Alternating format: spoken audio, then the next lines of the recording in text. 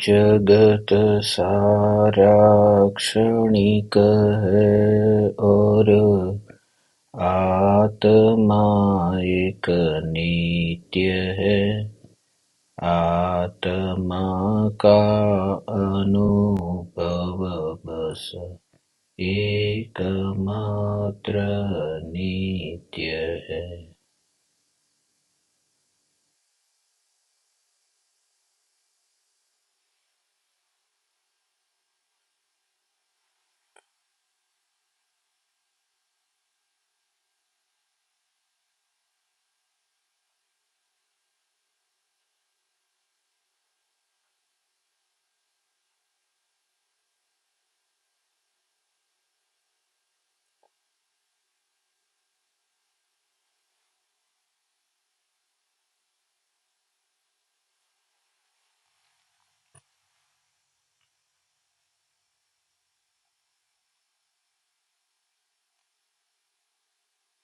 चैतन्य स्वाभाविक भगवान आत्मा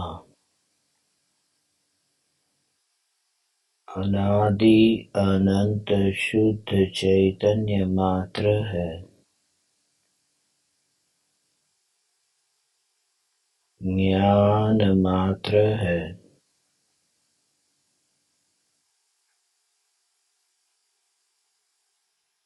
मैं शुद्ध चैतन्य मात्र,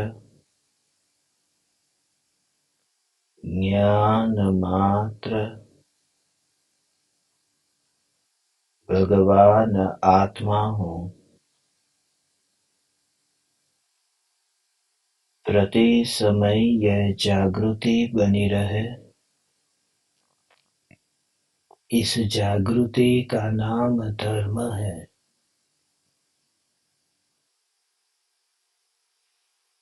देह की प्रतिक्रिया के काल में और विकल्पों के बहते प्रवाह के काल में ज्ञानी को प्रति समय यह जागृति रहती है कि मैं चैतन्य तत्व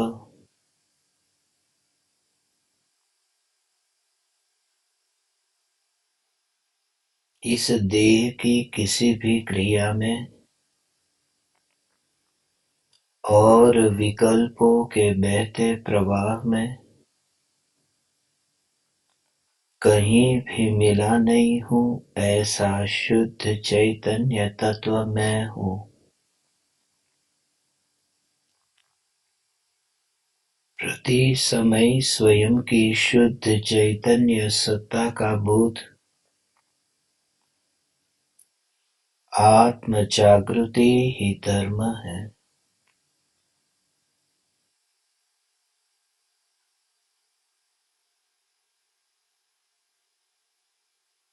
चैतन्य तत्व की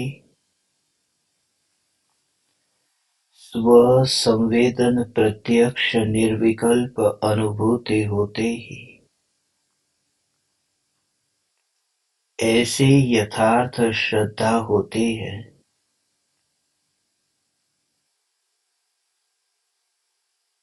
कि मैं भगवान आत्मा वर्तमान में ही नहीं, तीनों काल में अनादि अनंत ज्ञान में ज्ञान को ही जानता हूँ। ज्ञान में ज्ञान का ही अनुभव करता हूँ। यह जो अनुभव में आ रहा है यह ज्ञान है। ज्ञान आत्मा का स्वभाव है और स्वभाव के प्रति विरोध न करना, स्वभाव का स्वभाव के रूप में सहज स्वीकार करना, इस स्वीकृति का नाम ही धर्म है। इस स्वीकृति का नाम ही आत्म जागृति है। इस आत्म जागृति के बल पर जिस आत्मा में अनादि काल का राग और द्वेष का विकार का भाव पर्याय पर तैर रहा था, वह भी जड़ मूल से मिट जाता है और यह सागर निस्तरंग हो जाता है। इस सरोवर पर अब कोई रागादि विकारी भावों की काई जमती नहीं है। यहाँ पर ज्योति तो जलती है, मगर धुआं उठता नहीं है। ऐसी वितराग दशा को प्राप्त जो परमात्मा है, उस परमात्मा का स्वरूप कैसा है, इसके बारे में मुनिवर राम सिंह अब वर्णन करते हैं। परमात्मा आंखों से दिखाई नहीं दे सकता, क्योंकि परमात्मा अरूपी है। अरूपी वस्तु को जानने के लिए ये रूपी इंद्रियां काम में न आएगी। उद्गल को जानने के लिए भी इंद्रियां काम में नहीं आती। उद्गल को जानने का कार्य भी ज्ञान से होता है, इंद्रियों से नहीं। ऐसी अंतर में जागृति प्रकट होते ही आंखों के माध्यम से परमात्मा को खोजने का प्रयास ही समाप्त हो जाता है। इसी बात को मुनिवर राम सिंह पाहुड़ दोहा के 38वें दोहे में समझाते हैं। दोहे को हम पढ़ते हैं।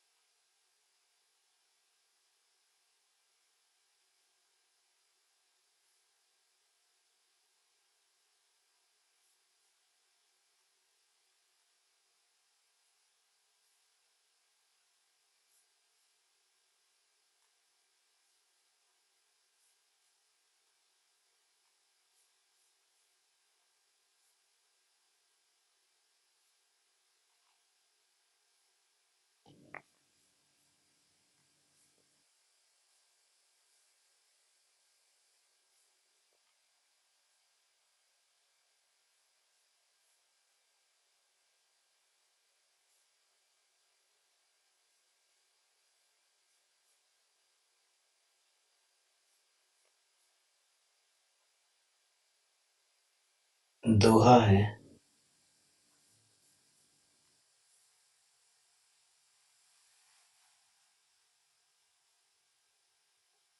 वर्ण विहूढ़ऊ नाण मऊ, जो भाव ये सब भावु, संतु निर्जनु सोजी शिव तहिम किज्जई अनुराव। जो वर्ण से रहित है, जो ज्ञानमयी है, जो सद्भाव को भाता है, वही शिव है। अर्थात अतः उसी में अनुराग करो। परमात्मा की परिभाषा यहाँ पर मुनिवर राम सिंह ने बताई है कि परमात्मा अरूपी है, क्योंकि आत्मा का ही पूर्ण शुद्ध स्वरूप यही परमात्मा स्वरूप है। आज तक हमने मूर्तियों को बना करके उसमें परमात्मा की स्थापना की है। परमात्मा को तरह तरह के आकार में हमने गढ़ा है। पता नहीं है कि परमात्मा का उस प्रकार का रूप होगा या नहीं होगा। आज अपने माता पिता की तस्वीर को हम अपने घर में लगाते हैं। कुछ तो पता है कि उनका चेहरा उस प्रकार का था, मगर महावीर भगवान की जितनी भी मूर्तियां हमने मंदिरों में विराजमान की है, उसकी गारंटी क्या है कि भगवान का चेहरा ऐसा ही था। भगवान का जो रूप हमने मूर्तियों में विराजमान किया है, ये सब भगवान का रूप नहीं है, ये हमारे विकल्पों का रूप है। पत्थर की मूर्ति में जैसे जैसे प्रकार के हमें विकल्प आए, उस प्रकार से किसी ने चौड़ी, किसी ने लंबी, किसी ने समचतुरस्र बनाई मूर्ति। मगर मूर्तिकार भी मूर्ति को बनाएगा तो अपने हिसाब से ही बनाएगा। कितनी भी कोशिश करेगा, एक बाई भी रोटी बनाती है, दो रोटी को एक सी नहीं बना पाती। तो मूर्तिकार दो भगवान की मूर्ति को, महावीर भगवान की दो मूर्ति को एक सी कैसे बनाएगा। इसलिए मूर्ति में जो रूप है वह रूप वास्तव में परमात्मा का रूप नहीं है। परमात्मा तो अरूपी है। हम कौन होते हैं? मूर्ति को बनाने वाले, भगवान को बनाने वाले। उल्टा है। कुछ लोग ऐसे हैं जो ये मानते हैं कि परमात्मा दुनिया को बनाते हैं, और कुछ लोग ऐसे हैं जो ये करते हैं कि हम परमात्मा को बनाते हैं। परमात्मा दुनिया को बनाता है और हम परमात्मा को बनाते हैं। ये एक दूसरे का जो कर्तृत्व का भाव है, इसमें ही सत्य स्वरूप अनुभव में आने से वंचित रह जाता है।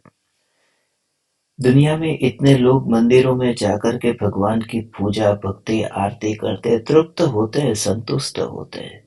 संतुष्ट तो वे भी होते हैं जो मस्जिद में जाते हैं, जो चर्च में जाते हैं, मगर वह संतुष्टि है, वह विकल्प की पूर्ति की संतुष्टि है, कोई स्वरूप की अनुभूति की नहीं।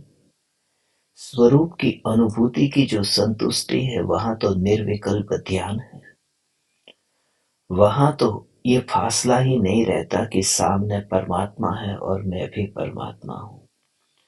इस प्रकार से जो निज चैतन्य परमात्मा का दर्शन करता है, जो अरूपी परमात्मा का दर्शन करता है, वह अनंत सिद्ध परमात्मा का दर्शन करता है। इससे ही संतुष्ट मत हो जाना कि मंदिर में गए और हाथ जोड़ दिए, अंदर में भट्ठी में जलने जैसा लगे कि ये जो भगवान के प्रति राग का भाव आया है, कभी लगता है कि आग में जलता हो जैसे हाथ, ऐसे ही भगवान की भक्ति करने का ये भाव आया है। वास्तव में भगवान के प्रति भाव राग का आता ही नहीं है। वहां पर जो भाव आया है वो मूर्ति के प्रति भाव आया है। परमात्मा के स्वरूप की तो पहचान ही नहीं है। परमात्मा के स्वरूप की पहचान तो तब होती है जब निज आत्मा की पहचान होती है। इस वजह से इतनी बार पढ़ने पर भी हमारी समझ में नहीं आता कि निश्चय सम्यक दर्शन होता है, वहां व्यवहार सम्यक दर्शन होता है। अगृहीत मिथ्यात्व जहां छूटता है, वहां गृहीत मिथ्यात्व छूटता है। हम बचपन से लेकर के मरने तक कहीं पर भी दूसरे भगवान के पास में जाते नहीं कि नहीं नहीं वो तो रागी है। यहाँ तक कि दिगंबर मूर्ति के सामने जाकर के ही मस्तक झुकाते हैं। श्वेतांबर मूर्ति के सामने तो हम हाथ भी नहीं जोड़ते। हमारा गृहीत मिथ्यात्व छूट गया है। गृहीत मिथ्यात्व छूट गया है। अगले भव में मुसलमान में जन्म होगा। क्यों नहीं होगा? क्या प्रमाण है तुम्हारे पास में? इस भव में जिंदगी भर तुम भगवान की भक्ति करते हो, अगले भव में मुसलमान में जन्म क्यों नहीं होगा? अगले भव में नहीं हो तो उसके अगले भव में। क्योंकि जो भी मुसलमान के घर में भी पैदा हुआ है, पूर्व में अनंत बार तीर्थंकर परमात्मा की दिव्य ध्वनि को सुना है। हमने सुना है न, केवली आगड़ रही गयो कोरो। वहां पर जाकर के भी प्यासा रह गया, कोरा रह गया और निगोद में चला गया। 11वें गुणस्थान से निगोद में चला जा सकता है, तो भगवान की दिव्य ध्वनि सुनकर के मुसलमान के घर में पैदा क्यों नहीं हो सकता? 11वें गुणस्थान से पतन हो सकता है। इसलिए इस भ्रम में मत रहना कि गृहीत मिथ्यात्व अब जड़ मूल से छूट गया है। छूटा नहीं है, अभी छुपा हुआ है। अंदर में कचरा है, वो कहीं ना कहीं पड़ा है। क्योंकि वितरागी परमात्मा की भक्ति तब होती है जब न्यायक देव की भक्ति होती है। इसलिए यदि वहां के परमात्मा की श्रद्धा करना है तो यहाँ के परमात्मा की श्रद्धा अनिवार्य है। ऐसा ना हो कि जड़ पत्थर की मूर्ति को पूजते पूजते तुम पत्थर दिल हो जाओ। एक जगह वहां पर मेरा प्रवचन चल रहा था, दिगंबर मंदिर था, और उस प्रवचन के दौरान ही मैंने यही बात बोला कि मूर्ति को पूजते पूजते तुम जड़ मत हो जाना, पत्थर दिल मत हो जाना। एक आदमी को बहुत गुस्सा आया, राजस्थान की यह घटना है। गुस्सा आया, उसने कहा अब बहुत हो गया, कब से सुन रहा हूं आप पहले से ही वितरागी भगवान के विरोध में हैं और आत्मा आत्मा की बातें करते हैं। मैंने कहा मैंने वितरागी परमात्मा ने जो आगम में लिखा है उससे विपरीत एक भी वचन बोला हो तो बताओ। मगर उसे गुस्सा इतना आया, उसने कहा कि अभी पत्थर लेकर के आपके सिर पर मारूंगा तो परमात्मा याद आ जाएगा। ज्ञान में ज्ञान जानने में आता है कि ये पत्थर जानने में आता है। उस समय मैं उनसे कुछ भी न बोला, सिर्फ इतना वाक्य निकला था कि जिंदगी भर पत्थर को पूछते पूछते उनकी दशा ही ऐसी हो जाती है कि पत्थर से उठती ही नहीं है। वो उठाएंगे तो पत्थर को ही उठाएंगे और मारेंगे, क्योंकि पत्थर के प्रति उनका प्रेम इतना हो गया है। वितरागी परमात्मा की भक्ति का अर्थ यह है कि वितरागी भगवान जिस केवल ज्ञान को पा चुके हैं, ऐसे केवल ज्ञान पर दृढ़ श्रद्धा अभी तक हुई है? क्या केवली पर श्रद्धा हुई है? क्या यह श्रद्धा है कि अगले समय की पर्याय में जो होगा सो निश्चित है? क्या इस निश्चितता के बल पर यहाँ पर निश्चिंतता प्रकट हुई है? केवली परमात्मा पूर्ण निर्विकल्प है, तो उस पूर्ण निर्विकल्प का अंश भी यहाँ पर्याय में प्रकट हुआ है। केवली परमात्मा ने केवल ज्ञान में अनंत काल तक पर्याय क्रमबद्ध जानी है, मगर क्या उस क्रमबद्ध पर्याय के सिद्धांत की मुझे श्रद्धा है? या फिर मैं दूसरे को नीचा देखता हूँ, दूसरे की छोटी लकीर देख करके खुद की बड़ी लकीर कर लेता हूँ और फिर खुश हो जाता हूँ। जिंदगी ऐसे ही बीत जाती है। सुबह उठ करके धोती दुपट्टा पहन करके मैं चला जाता हूँ, या केसरी पहनता हूँ या सफेद पहनता हूँ, क्योंकि इसके अलावा कोई पहने तो फिर अधर्मी हो जाए। सुबह उठ करके भगवान के सामने जा करके वहां पर हाथ जोड़ करके वंदन करता हूँ, पूजा की सामग्रियां तैयार करता हूँ, न जाने कितने कितने।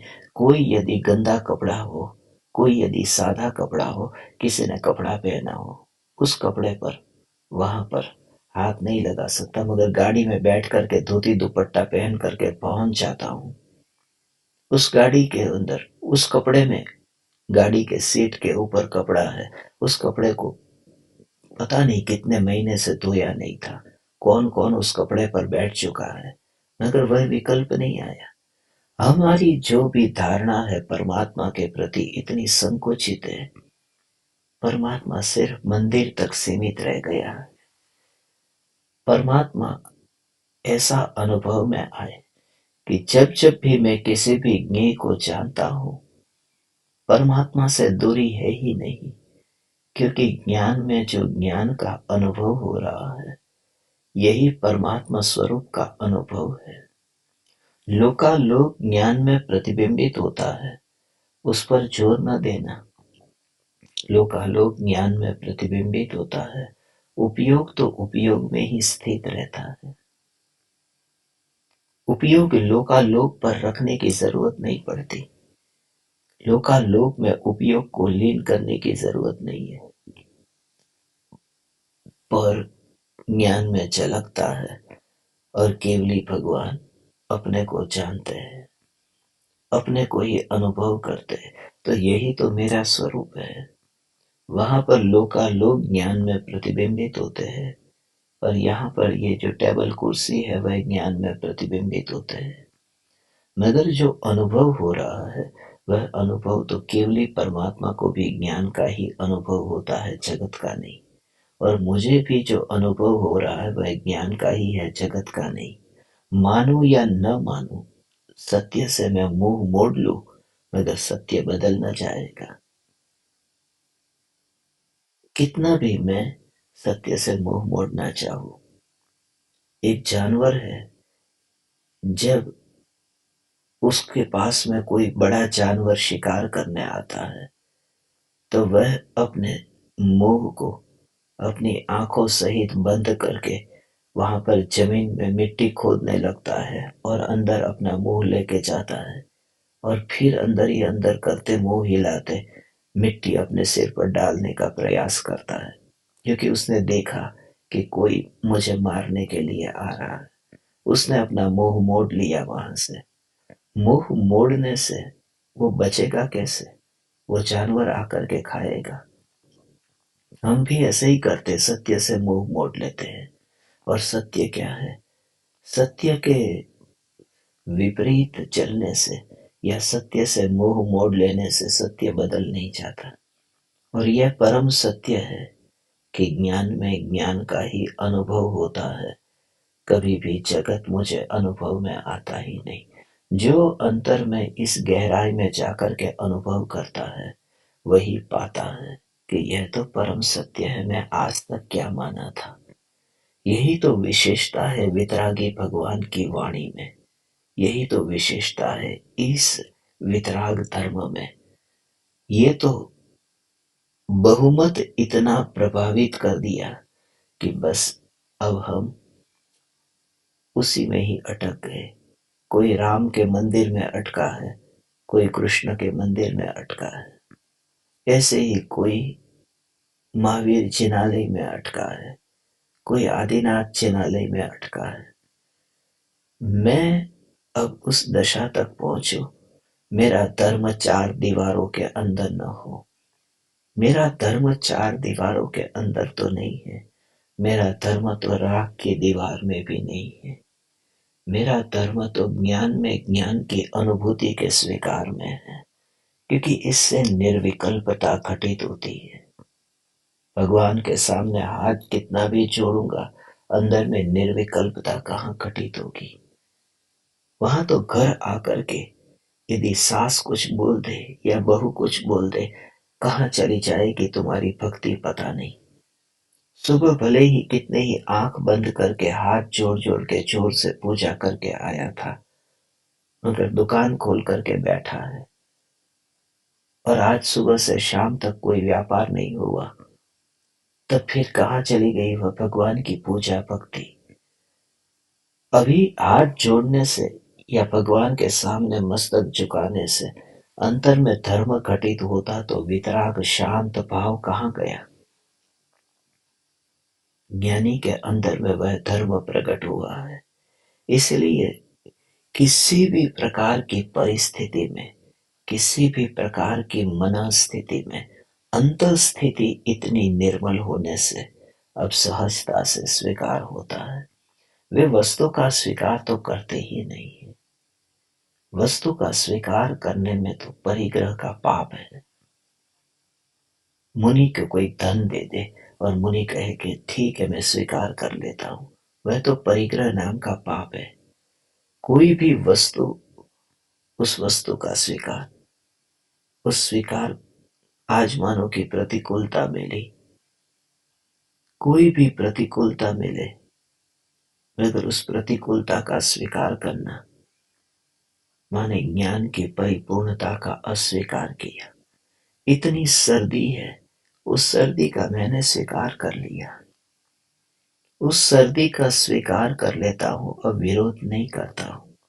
उस सर्दी के स्वीकार करने में ही मिथ्यात्व पुष्ट हो जाता है। सर्दी का स्वीकार करने का अर्थ है मैं पुद्गल का स्वीकार करता हूं। पुद्गल का स्वीकार मैं कहां से करूं? मैं पुद्गल को कैसे स्वीकृत करूं? क्योंकि ज्ञान है ये तो ऐसा निराकृत है। ज्ञान तो स्वयं में ही स्वीकृत है, फिर वो पर को स्वीकृत कैसे करे? इस प्रकार से ज्ञान में ही स्थित होते ही निर्विकल्पता घटित होती है। इस निर्विकल्पता का नाम ही धर्म है। कोई गाली देता है, मैं स्वीकार करता हूं। कोई गुणगान गाता है, मैं स्वीकार करता हूं। मैं स्वीकार कभी नहीं कर सकता। वह वस्तु वस्तु में ही रहती है और मैं ज्ञान में ज्ञान का स्वीकार करूं, बस इतना ही। ज्ञान में ज्ञान का स्वीकार करूं। मुनिवर राम सिंह ने यहाँ परमात्मा का स्वरूप बताया। परमात्मा है वह अरूपी है, वह वर्ण वाला नहीं है। इसलिए परमात्मा को देह के रूप में न देखना। मगर ऐसा होगा, हम जो यहाँ देखते हैं वो वहां देखते हैं। जिसने आज ही नई अंगूठी पहनी है वह दूसरों की उंगली पर देखेगा कि दूसरे ने कैसी पहनी है या नहीं पहनी है। क्योंकि हम दूसरों में वही देखते हैं जो हमारे अंदर है। इसलिए जो देह रूप अपने को देखता है वह भी भगवान को मूर्ति रूप ही देखेगा, भगवान को पत्थर रूप देखेगा। जो स्वयं को जड़ रूप देखता है वह भी पर को जड़ रूप ही देखेगा। क्योंकि दृष्टि जैसी है उस प्रकार से ही सारा जगत दिखता है। ज्ञानी ज्ञान स्वरूप भगवान आत्मा को निज रूप देखते हैं, इसलिए वहां पर परमात्मा तो दिखाई ही नहीं देता। आगे मुनिवर राम सिंह इतना जोर से ये कहेंगे, अब शुरुआत हुई है। अब मुनिवर राम सिंह ने शब्दों की सीमा को अब पार कर दिया है। अब मुनिवर राम सिंह शिव शब्द का उपयोग करने में संकुचित नहीं होते। इस दोहे में मुनिवर राम सिंह ने शिव शब्द का उपयोग किया है। शिव का अर्थ है आनंद स्वरूप, शिव का अर्थ है आनंदकारी, सत्यम शिवम सुंदरम। ये जो शब्द है ना, ये शिव शब्द सुनते ही हमें लगता है कि जैसे वो शिव, शिव का लिंग होता है, ऐसे कोई शिव की बात होती होगी। शिव कोई व्यक्ति नहीं है। शिव तो उस अनुभूति स्वरूप परिणमित आत्मा का नाम है, उस चेतना का नाम है जो चेतना स्वयं ही आनंदमयी, आनंद रूप हो चुकी है। उस शांत चेतन स्वरूप का नाम शिव है। मगर शिव शब्द का उपयोग करते ही हमें लगता है कि हम तो जैन धर्म वाले हैं। आगे मुनिवर राम से तो अलग अलग शब्द, ऐसे शब्दों का उपयोग करेंगे, तुम्हें ऐसा लगेगा कि ये क्या। ज्ञानी शब्दों में कहीं पर भी नहीं अटकते। शब्द में क्या रखा है? शब्द कोई भी हो, शब्द को मत देखना। सत्यम शिवम सुंदरम, सच्चिदानंद। अब सच्चिदानंद, जय सच्चिदानंद, ऐसा यदि कोई तुम्हें कहे तो तुम कहो कि हम तो जय जिनेन्द्र बोलने वाले, जय सच्चिदानंद ये वाले हम नहीं है। मगर सच जय सच्चिदानंद, उसका शब्द में सत चित और आनंद, यही तो परमात्मा का स्वरूप है, सत्ता स्वरूप है, चैतन्य स्वरूप है, आनंद स्वरूप है। ऐसे जो परमात्मा है, उन परमात्मा को मैं नमस्कार करता हूँ। ये जय सच्चिदानंद, मगर ये शब्द सुनते ही कोई यदि कहे कि राम राम, जय श्री राम, राम राम यदि तुमसे कहे तो तुमको लगता है कि हम तो जय जिनेन्द्र वाले हैं, राम राम क्यों करते हो?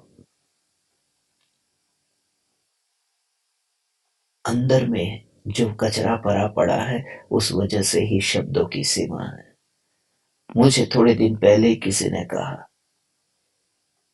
कि आदमी के नाम में क्या रखा है? नाम कुछ और हो, उसका कार्य कुछ और हो सकता है। बिल गेट्स है, उसका नाम तो दरवाजा है। उसने मुझे कहा उसका नाम दरवाजा है, मगर वो खिड़कियों को बेचता है। मेरी समझ में नहीं आया, दरवाजा नाम है और खिड़कियों को बेचता है, कि उसका नाम बिल गेट्स है ना, गेट्स का मतलब वो दरवाजा होता है, और वो माइक्रोसॉफ्ट के विंडोज को बेचता है, खिड़कियों को बेचता है। तो दरवाजे वाला खिड़कियों को कैसे बेचता है? नाम कुछ भी हो, दरवाजा नाम हो, बिजनेस खिड़कियों का हो, उससे क्या फर्क पड़ता है? नाम है, राम है, नाम है शिव है, नाम है कृष्ण है, जिसने अपने कषायों को कृश कर दिया है, कषायों को जड़ मूल से खत्म कर दिया है। शब्दों का अर्थ तो हम निकालते हैं, शब्द में कोई अर्थ नहीं होता, शब्द में कोई अर्थ नहीं होता, अर्थ हमारे अंतर में होता है। इसलिए ज्ञानी शब्दों की जंजीरों से मुक्त होकर के न्यायक भाव के खुले आकाश में उड़ते हैं। इस वजह से वे एक समय के लिए भी बंधन रूप अपने को अनुभव नहीं करते। किसी भी परिस्थिति में, किसी भी योग में अंतर में यह जागृति कि परमात्मा शब्दों की सीमा में नहीं है, मंदिरों की सीमा में नहीं है, मस्जिद में, श्वेतांबर देरासर में, दिगंबर देरासर में, वहां पर कहीं पर भी परमात्मा नहीं है। परमात्मा मंदिरों में है ही नहीं, मगर हमें वो जड़ मूर्ति की महिमा ऐसी आती है। थोड़े दिन पहले ही जमीन में से मूर्ति निकली तो कितने खुश हो गए थे। वो जमीन में से मूर्ति निकली, उस मूर्ति में तो मुझे मूर्ति नहीं दिखती, दुनिया को उसमें परमात्मा दिखता है। जमीन में से मूर्ति निकली, इतने खुश हो गए। मुझे तो जमीन में से मूर्ति एक नहीं, अनंत मूर्तियां जमीन में से रोज निकलती हुई दिखती है। कभी तुम्हें लगता है कि आलू जो है वह जमीन कंद है, उसमें अनंत अनंत अनंत परमात्मा है। आलू जमीन में से निकला, कभी लगता है कि जीता जागता परमात्मा जमीन में से बाहर निकला है? जमीन कंद में से अनंत मूर्तियां बाहर निकलती है, अनंत अनंत मूर्तियां, अमूर्तिक मूर्ति, चैतन्य मूर्ति बाहर निकली है, मगर वहां वो दिखाई नहीं देता। वहां पत्थर की मूर्ति तो दिखाई देती है, मगर जमीन कंद में से निकली हुई वो मूर्तियां वह दिखाई नहीं देती। 2000 साल, 4000 साल पुरानी पत्थर की प्रतिमा में तो अहोभाव आता है। अनादि अनंत यह चैतन्य मूर्ति, हे ज्ञान दीपक, तू देह में वास करता ही नहीं है। जब तू देह में वास नहीं करता, तो जो मुक्त हो चुके हैं उन परमात्मा में ये काम करना अब तू कब बंद करेगा? अब वह दशा प्रकट हो, अज्ञानी क्या करता है? करना था यह कि इस शरीर में से आत्मा को बाहर निकालना था। इस शरीर में से आत्मा को बाहर निकालना था, मगर किया ये कि जो शरीर में से बाहर निकल चुके हैं ऐसे भगवान को फिर मूर्ति के अंदर, शरीर के अंदर डाला और प्राण प्रतिष्ठा की। खुद तो शरीर से बाहर निकला नहीं, शरीर से बाहर निकल चुके उनको भी शरीर में डाला और फिर जीवन भर हाथ जोड़ा और माना कि मैं परमात्मा की भक्ति करता हूँ। अज्ञानी की भक्ति जो है वो इतनी क्षुद्र भक्ति है, इतनी क्षुद्र भक्ति है कि उस भक्ति में बिल्कुल परमात्मा से विपरीत काम करता है। मेरी भावना है मैं परमात्मा की भक्ति ऐसा करूं कि परमात्मा को ऊपर से नीचे न उतारूं। मैं परमात्मा की भक्ति ऐसे करूं कि मध्य लोक से ऊर्ध्व लोक में जाकर उनके पास जाकर विराजमान हूं। मिलन तो हो सकता है ना, मिलन हो सकता है, मगर ये मिलन बस मुझे भी 2 दिन से बहुत लगता है कि मुझे आपको मिलना है, जल्दी से जल्दी मुझे आपको मिलना है। अब मैं क्या करूं? 2 उपाय है, या तो मैं आपके पास आ जाऊं या मैं आपको यहां पर बुलाऊं। मगर आपको यहां बुलाऊंगा तो आप में से कोई भी यहां पर आने को तैयार नहीं होंगे। इतना ही हो सकता है कि मैं आपके पास आ जाऊं। अब अनंत सिद्ध परमात्मा को मैं अपने पास बुलाना चाहता हूं, कभी नहीं आ सकते। अनंत को मैं अपने पास में बुलाऊं, कभी नहीं आ सकते। मैं अनंत के पास में चला जाऊं, ये हो सकता है। मगर मुझे आपके पास में आना हो तो कुछ नहीं करना, खाली विमान पकड़ो और आपके पास में आओ। यहां से मैं एयरपोर्ट चला जाऊं तो थोड़े ही समय में आपके पास आ जाऊंगा। मगर अनंत सिद्ध परमात्मा के पास में मुझे जाना है तो कहां से उड़ान भरूंगा, कौन से एयरपोर्ट पर जाऊंगा?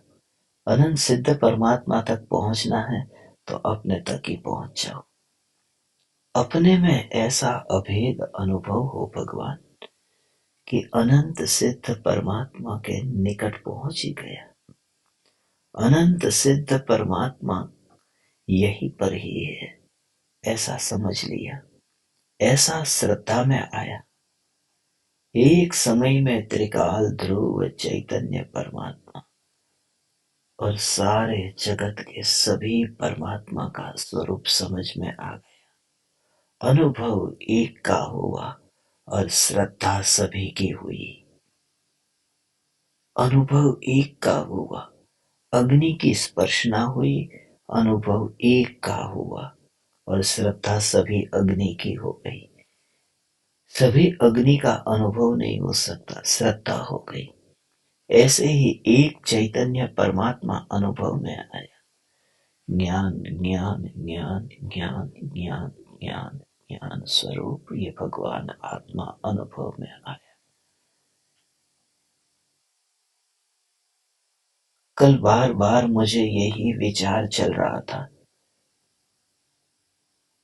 मैं अपने को रोक नहीं पाया।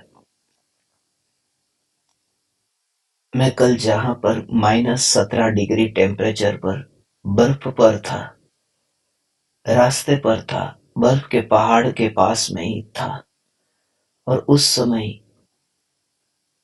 शरीर का पता नहीं चला क्या हुआ, क्या हो गया। मगर मैंने घर आकर के मेरे लैपटॉप में जब देखा है तो लैपटॉप में एक 15 मिनट का बर्फ पर डीपीटीवी हुआ है। वह डीपीटीवी को मैं आपको आज भेजूंगा, उसे सुनना। पता नहीं शरीर किधर चला गया, मगर वह डीपीटीवी मैंने बहुत बार सुन लिया है कल से लेकर। ये तो इंटरनेट मुझे ठीक तरह से मिला नहीं था, इस वजह से आपको नहीं भेज पाया। कोशिश करूंगा वह जल्द से जल्द मैं आपको भेजूं, मगर वह जो स्वरूप था, यही कपूर की भांति जैसे देह बिखर जाता हो और सिद्ध परमात्मा की सत्ता ही वहां टिक करके रहती हो। अनुभव मात्र ज्ञान जो रहता हो, कब विकल्प आए और कब चले गए कुछ भी पता नहीं है। देह कहाँ बैठा है उसका कुछ भी पता नहीं है। देह खड़ा है या बैठा है वह भी पता नहीं है। वह जो दृश्य देखा, पहली बार खड़े खड़े डीपीटीवी हो गया। आज तक कभी हमने डीपीटीवी खड़े खड़े नहीं किया, कल खड़े खड़े डीपीटीवी हो गए। रिकॉर्डिंग तो बहुत लंबा हुआ है, न जाने मैं क्या क्या बोला हूं। आपको सब भेजूंगा, उसे सुनना। सुनना भगवान, बस। एक चैतन्य परमात्मा के रूप में तुम्हें देखा है, फिर मैं किस परमात्मा को अब देखने चाहूं। बस इतना ही। हे ज्ञान दीपक, देहधारी दिखता ही नहीं है। देह को तू कैसे स्वीकार करेगा। एक शुद्ध चैतन्य सत्ता, चैतन्य सत्ता, चैतन्य सत्ता, चैतन्य सत्ता, ऐसी अंतर में जागृति, यह ज्ञान की सत्ता की जागृति। आंखों से देखेगा तुझे ऐसा होगा कि इतनी ठंड में भी कुछ होता नहीं है। शरीर तो शरीर का काम करता है, इतनी ठंड में भी कुछ होता नहीं है।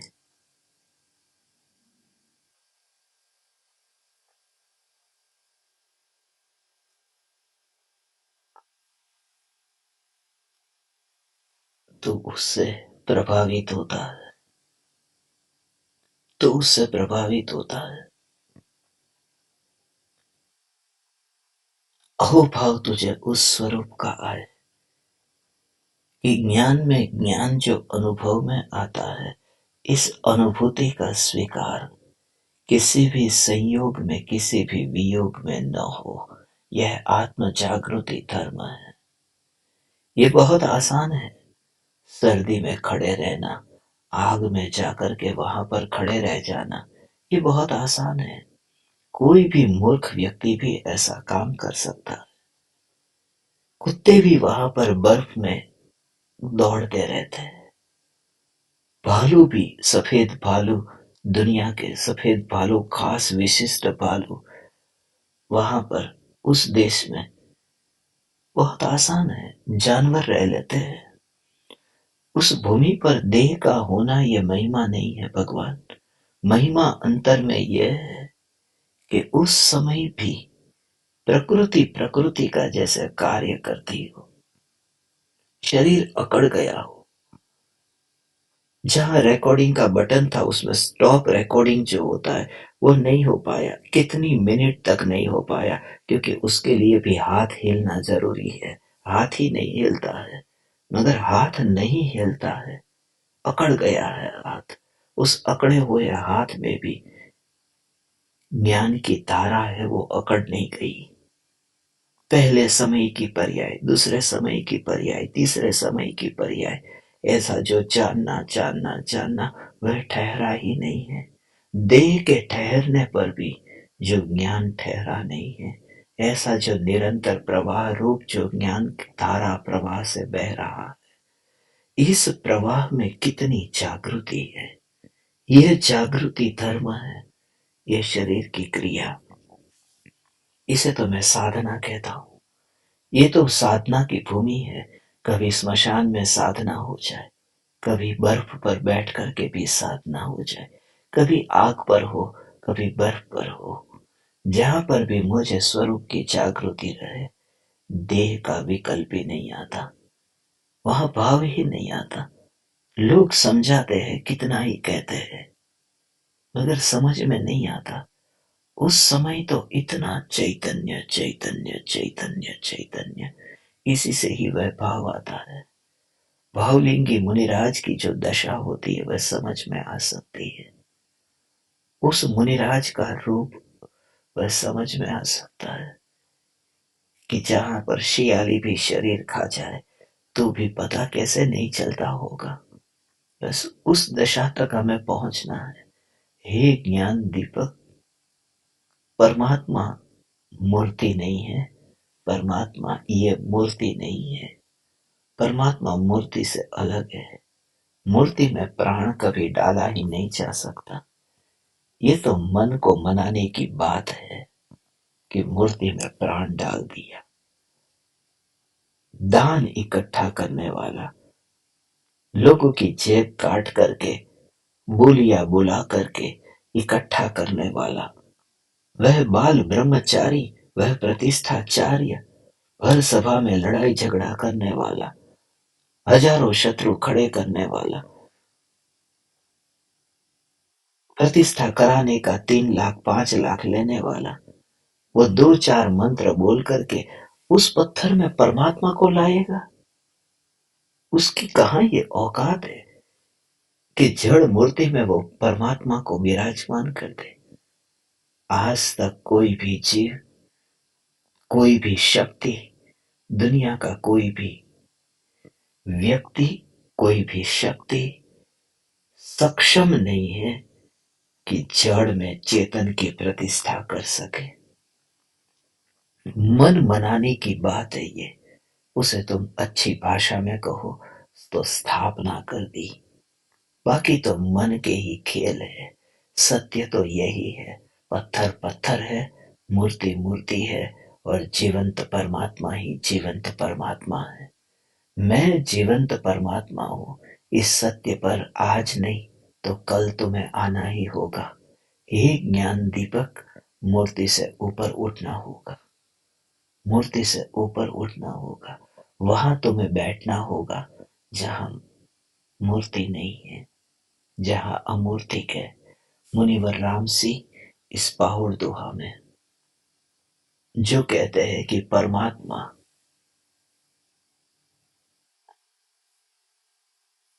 वर्ण से रहित है, जो ज्ञानमयी है, जो सद्भाव को पाता है, सद्भाव को पाता है,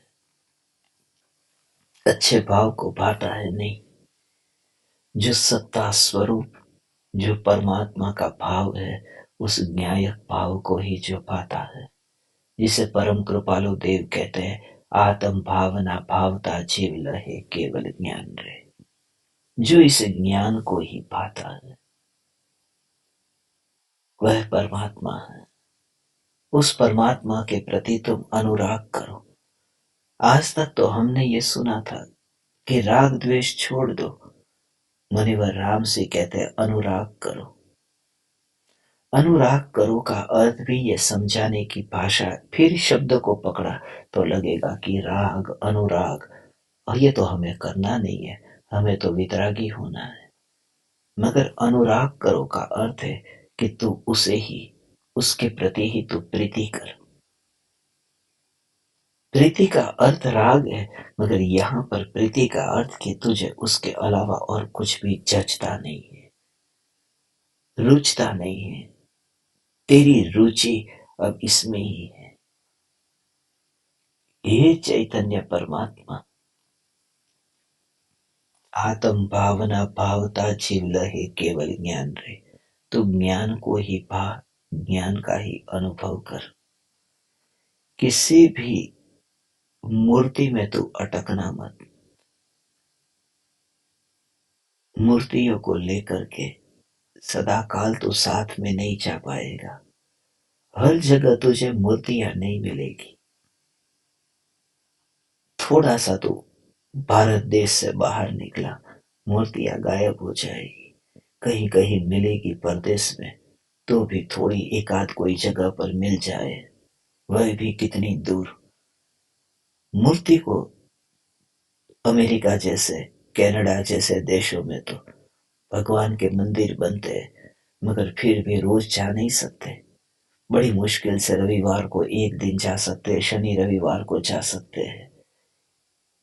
2-2 घंटे 3-3 घंटे लग जाते हैं जाने के, आने के, पूरा दिन ही उसमें चला जाए।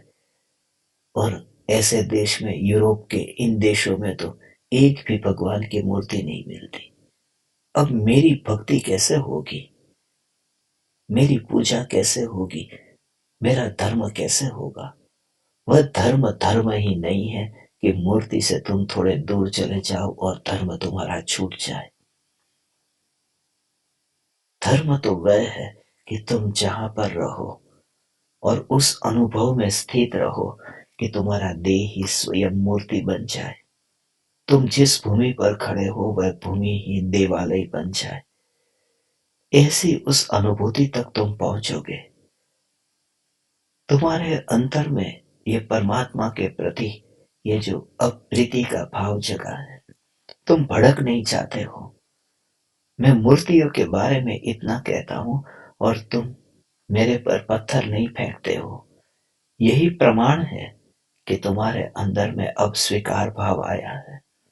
तुम्हारे अंतर में अब मूर्तियों से ऊपर उठने का भाव प्रकट हुआ है। मगर माया मत करना, अंतर में जागृत रहना, अंतर में एकमात्र ज्ञान स्वरूपी अपने को देखना, परमाणु स्वरूप न देखना। हाथ जोड़ो तो भी अंदर में जागृति, ये जो जुड़े हुए हाथ है, ये परमाणुओं का जो जोड़ना है, क्या पर्याय द्रव्य से जुड़ी है या नहीं जुड़ी? दो हाथ का कनेक्शन, ये दो हाथ का जोड़ना, ये जुड़ना जुड़ना नहीं है, ये तो रोज हो गया। अंदर का कचरा रंज मात्र भी मिटा नहीं है। जब पर्याय द्रव्य से अभेद हो जाए, बस मस्तक झुके तो अंतर में जागृति कि क्या ये उपयोग स्वरूप में झुका है या नहीं झुका है। वहां मस्तक झुका, मगर उपयोग स्वरूप में झुका है या नहीं झुका। कितने भी घुटने टेक दिए, बिल्कुल झुक गया जमीन पर, मगर वह विकल्प गिरा या न गिरा। तेरा शरीर तो नीचे गिर गया, मगर विकल्प गिरा कि नहीं गिरा। यह विकल्प भी गिर जाए कि मैं न्यायक देव हूं। गायब होने की कला है ये।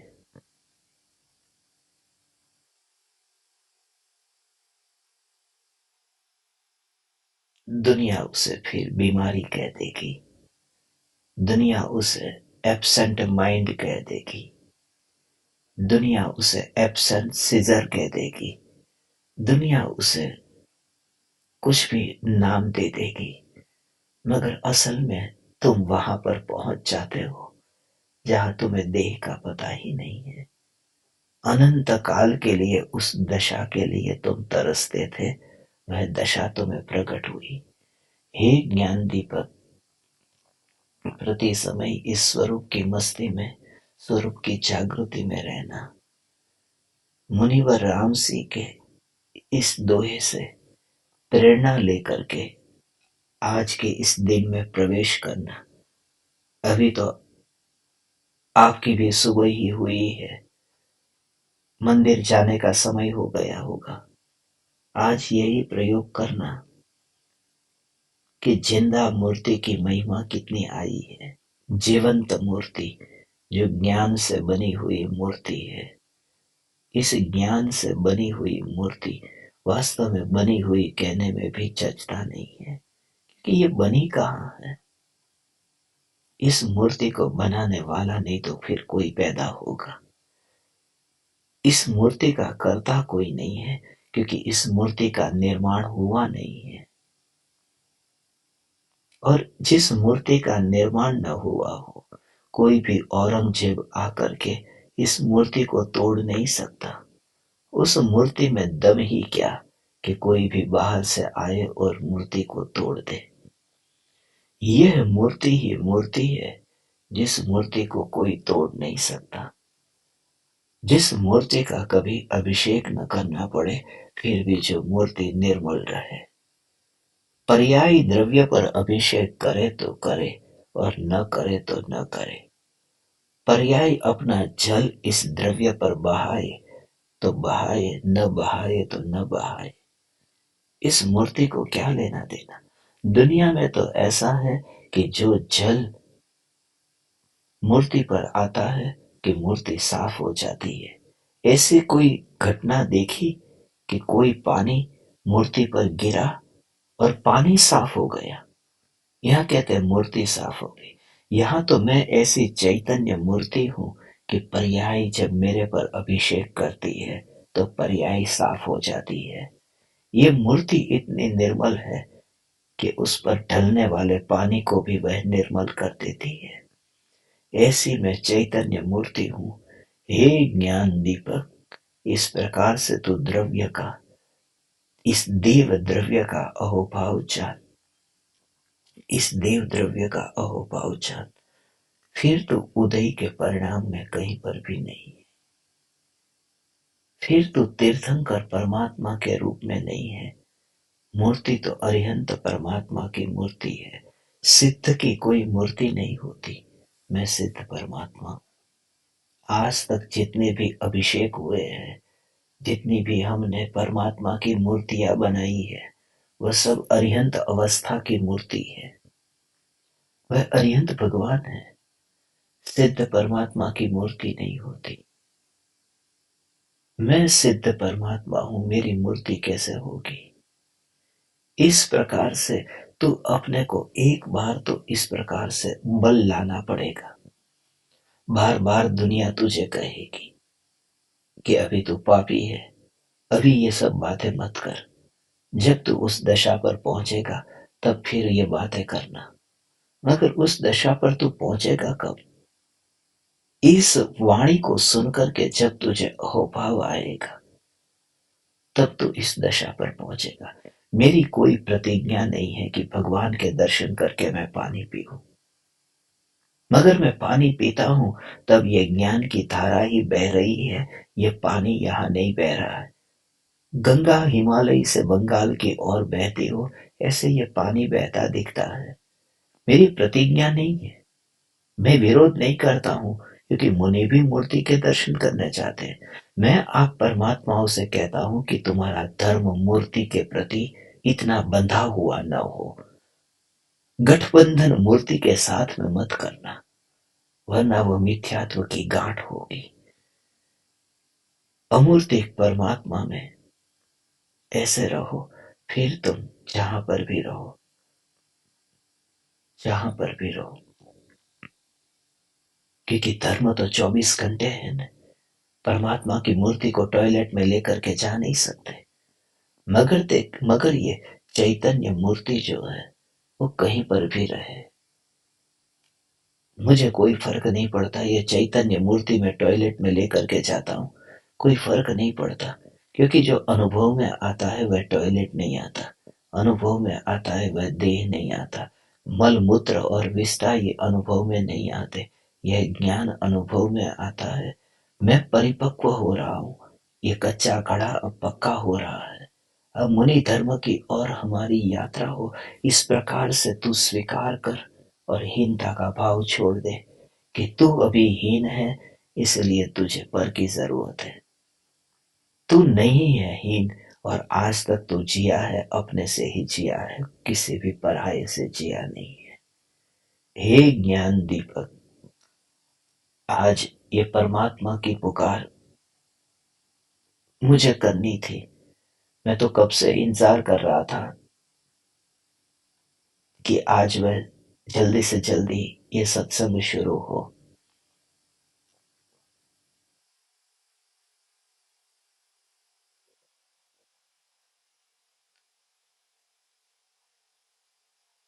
3 बजे से आपका इंतजार कर रहा था, रात को ही।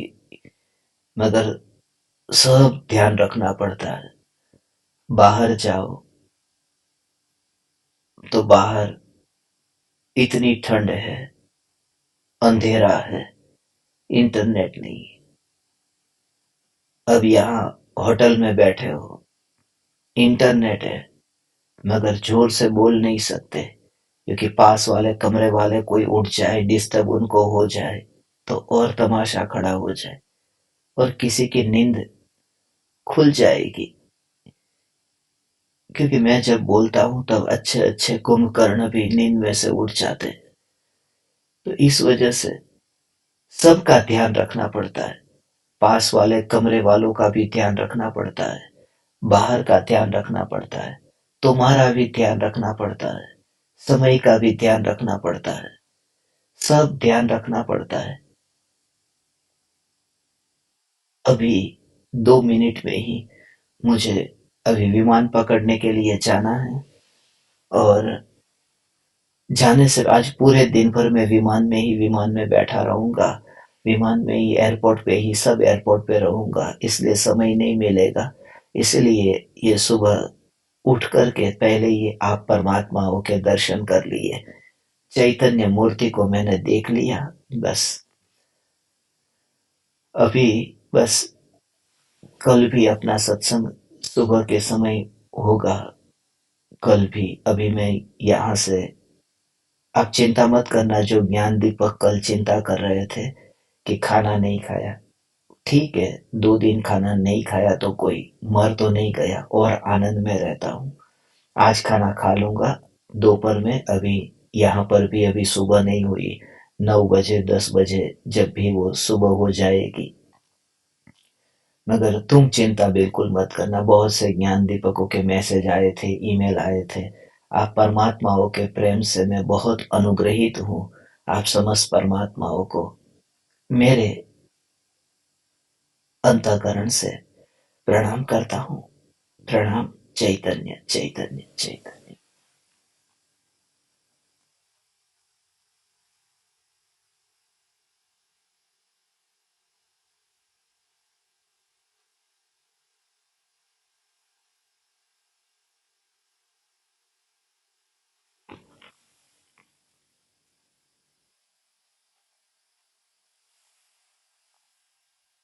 अहो अहो श्री सद्गुरु करुणा सिंधु अपार, इस पामर पर प्रभु किया अहो अहो उपकार, अहो अहो उपकार। देह सहित जिनकी दशा, वरते देहा